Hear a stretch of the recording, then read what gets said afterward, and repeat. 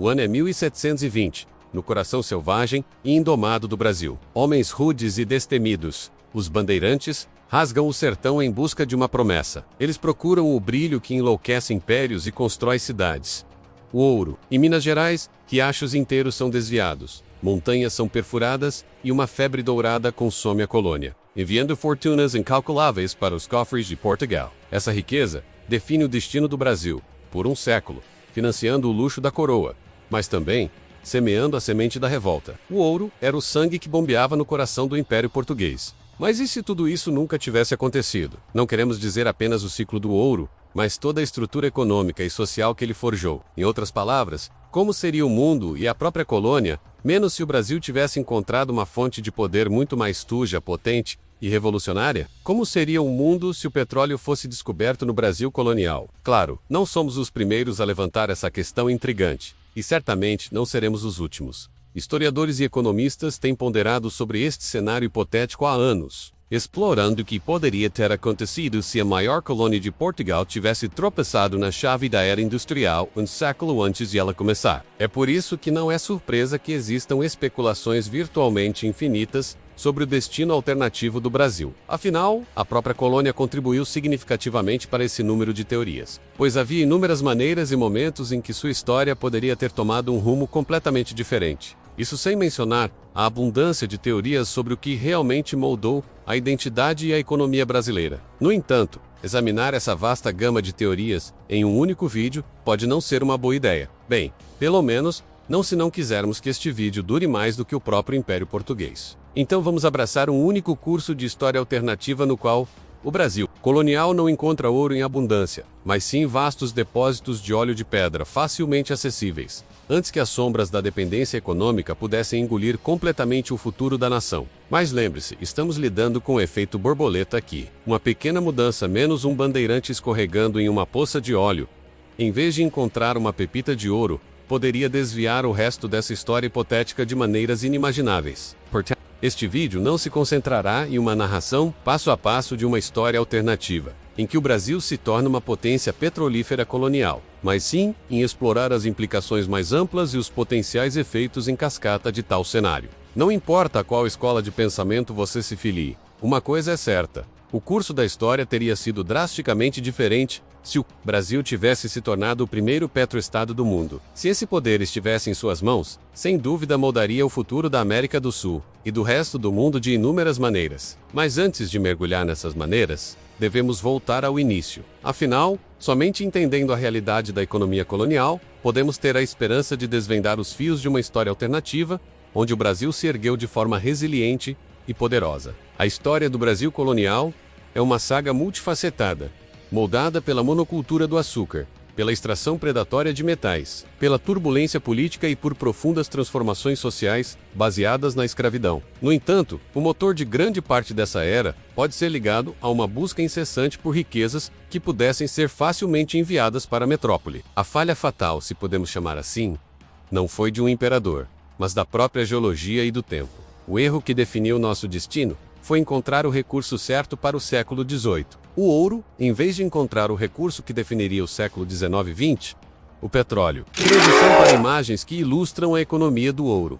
Portos movimentados, navios saindo carregados, igrejas barrocas em ouro preto. Vamos entender o cenário real. No século XVIII, o ouro brasileiro salvou a economia portuguesa da falência, financiou palácios como o de Mafra e sustentou uma nobreza que vivia de aparências. Para o Brasil significou a interiorização da ocupação, o surgimento de novas cidades e uma sociedade complexa. Mas também significou o aprofundamento da escravidão e uma economia totalmente extrativista. O famoso quinto, o imposto de 20% sobre todo o ouro, garantia que a maior parte da riqueza atravessasse o Atlântico. O Brasil era, essencialmente, um gigantesco cofre aberto para Portugal.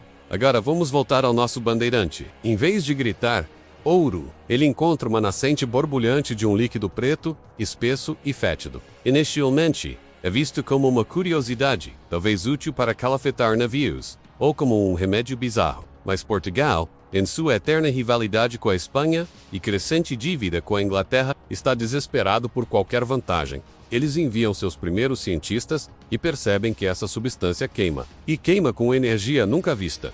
O que acontece a seguir? A primeira grande mudança seria estratégica. Portugal, em vez de apenas gastar seu ouro em produtos manufaturados ingleses, agora possui a fonte de energia que a Inglaterra usaria para iniciar sua revolução industrial. A marinha portuguesa, abastecida por um combustível primitivo derivado do petróleo, poderia se tornar mais rápida e eficiente que suas rivais. As primeiras máquinas a vapor, em vez de serem alimentadas por carvão britânico, poderiam ser adaptadas para queimar óleo brasileiro. Portugal não seria mais um mero intermediário de riquezas, mas o detentor da chave para a próxima era tecnológica. E o Brasil? O impacto seria colossal. Em vez de cidades barrocas construídas pela fé e pelo ouro em Minas Gerais, teríamos os primeiros complexos industriais surgindo em torno do recôncavo baiano ou da Bacia de Santos. A demanda não seria por mineradores e ourives, mas por engenheiros, químicos e operários. A infraestrutura necessária não seria apenas estradas para mulas carregadas de ouro, mas os primeiros oleodutos do mundo,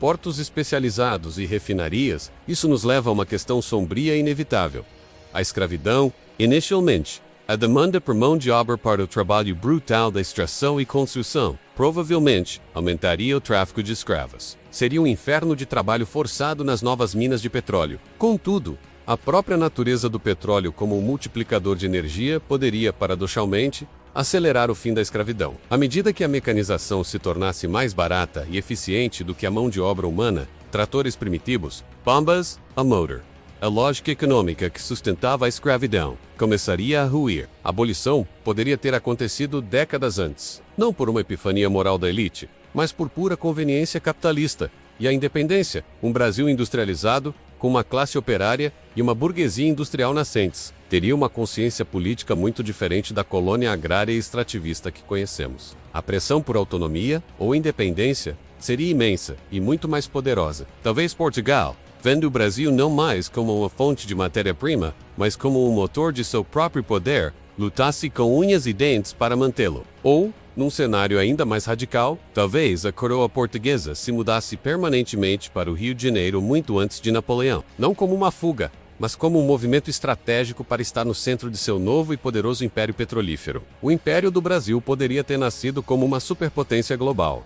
O mapa do século XIX e XX seria irreconhecível. O Império Luso-Brasileiro movido a petróleo desafiaria a hegemonia britânica. As guerras mundiais, se chegassem a acontecer, teriam alianças e frentes de batalha completamente diferentes. A ascensão dos Estados Unidos poderia ser ofuscada por um gigante ao sul. A própria língua portuguesa poderia ter um alcance global muito maior. Da poeira das trilhas dos bandeirantes, erguer-se-ia não uma nação de futuro promissor, mas um império de presente avassalador. Uma potência forjada, não no brilho do ouro, mas na escuridão viscosa e poderosa do petróleo. O mundo que conhecemos, com suas fronteiras, suas guerras e suas potências, simplesmente não existiria.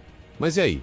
O que você acha? Seríamos uma superpotência benevolente ou um império tirânico? Teríamos evitado nossos problemas crônicos ou apenas criado novos e mais explosivos? Deixe seu comentário aqui embaixo. Qual seria a primeira coisa que a coroa portuguesa faria com petróleo em 1720? Provavelmente alguma gafe monumental, tipo tentar usar para temperar bacalhau ou criar uma fonte da juventude oleosa. A história é cheia de ironias. Se você gostou dessa viagem maluca pela história alternativa, não se esqueça de se inscrever no canal e ativar as notificações. Temos muitos outros e se para explore. Até a próxima!